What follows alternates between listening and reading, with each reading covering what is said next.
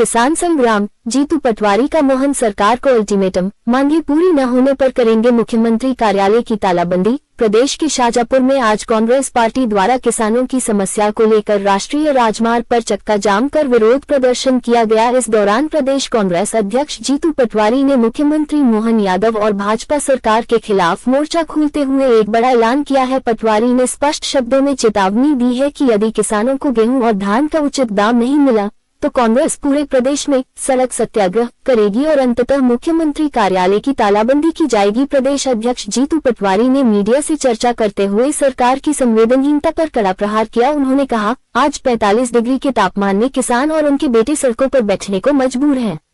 ये शौक नहीं बल्कि उनकी मजबूरी और दर्द है। भाजपा ने चुनाव से पहले गेहूं 2700 रुपए और धान 3100 रुपए प्रति क्विंटल खरीदने का वादा किया था, लेकिन आज किसान खुद को ठगा हुआ महसूस कर रहा है।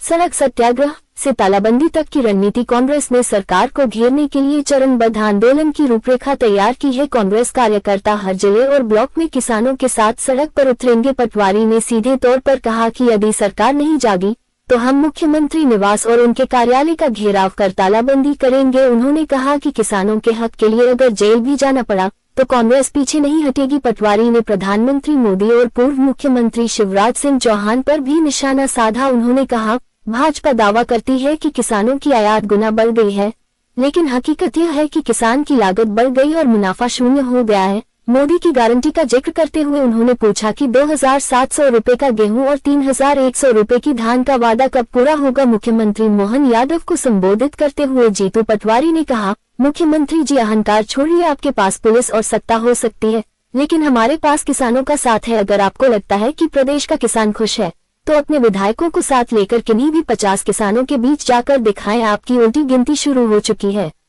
प्रतिभा न्यूज एमपी से मुकेश बैरागी की रिपोर्ट। भारतीय जनता पार्टी के नेताओं के चेहरे देखो, लाल बम, वो चारों तरफ से गोलमोल, रोज रात को टनाटन, किसी को डराना, किसी से छीनना और फिर जनता को पैसों के दम पर फिर चुनाव जीतने की वकालत करना। ऐसा ही करते ना? सही है कि गलत? और जब इनसे हम हिसाब मांग ले तो ये बात करते हैं हिंदू मुसलमान की। सही है गलत? अभी हम जैसे ही भाव की बात करते हैं, दारू बेच रहे हैं हमारे मुख्यमंत्री के लोग, इसकी बात करते हैं, तो ये क्या बात करते हैं? महाकाल की बात करते हैं।